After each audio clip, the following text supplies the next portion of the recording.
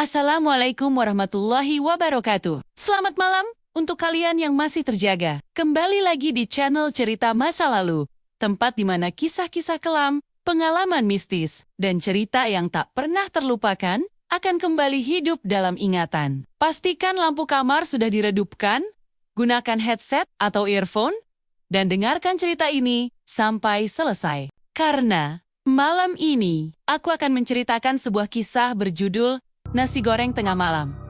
Aku tinggal sendirian di sebuah rumah kontrakan kecil, tak jauh dari jalan raya lama yang sudah jarang dilewati. Lingkungannya sepi, bahkan di siang hari pun jarang terdengar suara anak-anak bermain. Sejak pindah ke sana, satu hal yang langsung terasa adalah malam di tempat itu selalu terasa lebih panjang dari biasanya. Aku bekerja sebagai editor lepas dan sering begadang sampai larut malam. Jam 2, jam 3 pagi, sudah jadi hal biasa bagiku. Sampai suatu malam, di sekitar pukul 1:15, aku mendengar suara yang tak asing.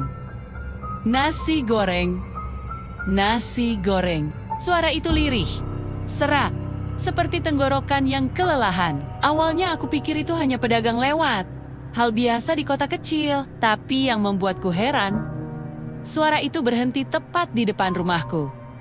Aku mengintip lewat jendela. Di bawah lampu jalan yang remang, terlihat sebuah gerobak nasi goreng tua. Catnya terkelupas, rodanya berdecit pelan. Pedagangnya seorang pria tua. Tubuhnya kurus, wajahnya pucat, dan matanya kosong, seperti tidak fokus kemanapun. Entah kenapa, padahal perutku tidak terlalu lapar, aku justru keluar rumah. "Mang, masih jualan?" tanyaku. Pria itu menoleh perlahan. Gerakannya kaku, lalu dia mengangguk. "Masih, Nak." Suaranya pelan, hampir berbisik. Aku memesan 1 porsi nasi goreng biasa. Saat dia mulai memasak, aku mencium aroma aneh. Bukan bau harum nasi goreng, tapi seperti bau besi karat dan sesuatu yang dingin.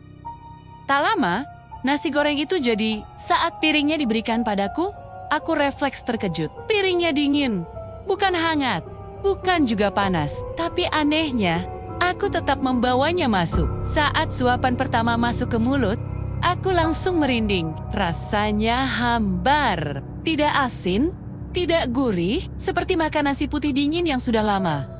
Aku menoleh ke arah jendela. Gerobak itu sudah tidak ada. Aku mencoba menenangkan diri. Mungkin aku cuma kelelahan. Namun sejak malam itu, setiap jam 1:15, suara itu selalu datang. Nasi goreng, dan selalu berhenti di depan rumahku. Aku mulai memperhatikan satu hal. Tak pernah ada satupun tetangga yang keluar membeli. Seolah-olah hanya aku yang bisa mendengar dan melihatnya. Suatu malam, aku memberanikan diri bertanya, "Mang, jualan dari jam berapa?" Pria itu terdiam cukup lama. Wajahnya menunduk. "Dari malam terakhir," katanya. Aku menelan ludah.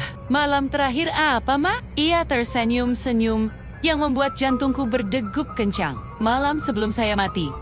Tanganku gemetar. Aku mundur selangkah. "Bercanda ya, Mang?" Suaraku hampir tak keluar. Ia menggeleng pelan. "Saya ditusuk di gang ini waktu masih jualan." Aku ingat beberapa bulan lalu memang ada berita penjual nasi goreng yang dibunuh perampok. Mayatnya ditemukan pagi hari, tak jauh dari rumah kontrakanku. Aku langsung masuk rumah dan mengunci pintu. Malam itu aku tidak tidur.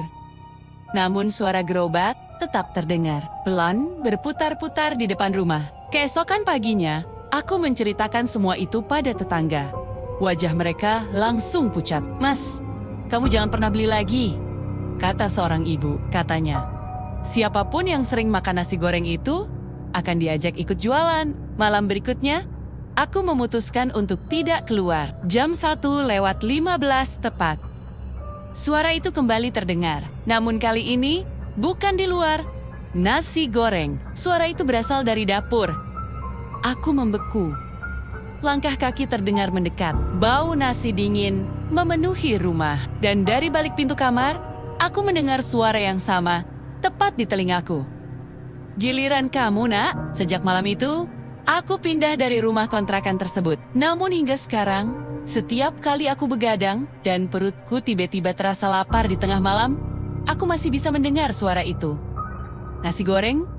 Nasi goreng? Itulah kisah nasi goreng tengah malam yang aku ceritakan di channel Cerita Masa Lalu malam ini.